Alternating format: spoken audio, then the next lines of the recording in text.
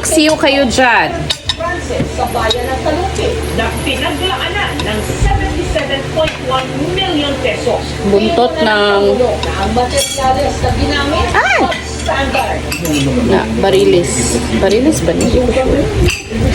Sige, ito gingon sa kuha. Barilis lagi. Pinuntahan niya ang baliwan para sa proyektong nagkakahalaga ng 55 million pesos. Father, the Son, the Holy Spirit. Amen. Nakita ang kahit na aming proyekto, malinaw daw sa Naon ta? project. I'm getting very angry. 220 million, 55 million completed. Mabarilis ba ka ni? Ay, isang araw. Hanggang saan na kaya aabot itong pagsiwalat sa mga kurako Sarap. o katiwalian sa gobyerno? Sa linggong ito, nakarating ito sa Senado. Nitong Martes, pinatawag sa Senado ang mga 15 kontrakto. Pag kumito ay bago mag-right yun siya. Senator Partilo Lacson, sa nauna na nagpahayag, sinabi niya hindi bababa sa 67 na mga kongres. Al magiging hulong ni Chris Kansara. Supplier o kontraktor dito mismo ng government projects. Sa kanyang privilege speech, inilahat ni Senator Partilo Lacson kung paano raw pinurako ang pondong nakalaan para sa flood control projects.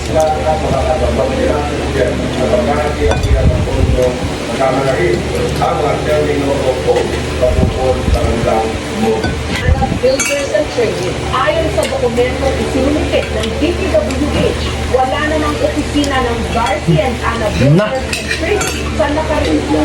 Tanong-tanong ang aming team sa lugar. Ang mga nakausap nila ng presidente, itinuro sila sa kanilang barangay kung saan daw posibleng nakatira ang mga kontraktor. Ganun man, hindi sila nagbigay ng pahayag. Sa barangay sa Lucia sa Kapastanga, uulit agad ang dahil.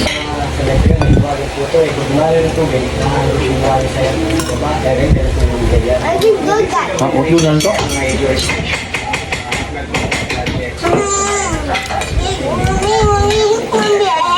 feel like I Ayon sa munisipyo, ang kontratista para sa proyekto ito, Subject Risk Construction and Trade Incorporated, na pinuntahan ang aming team sa Bataan, pero wala naman silang nadap ng doon.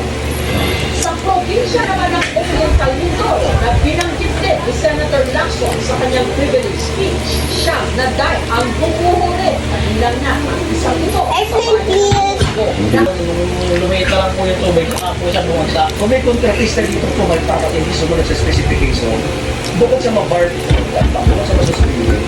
Ito tama na, huwag nang gabigyan na rin ang proyekto.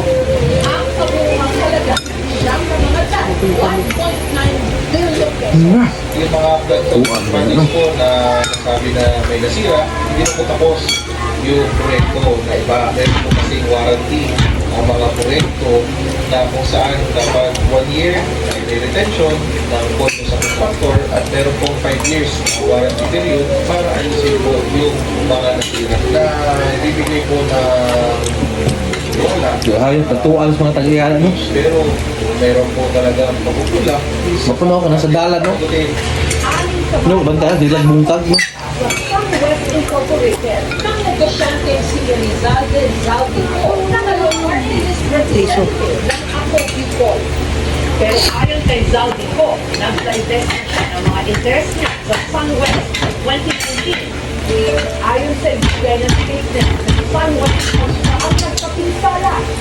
to play number one. Sunwest Inc. is mindful of its contractual obligations with the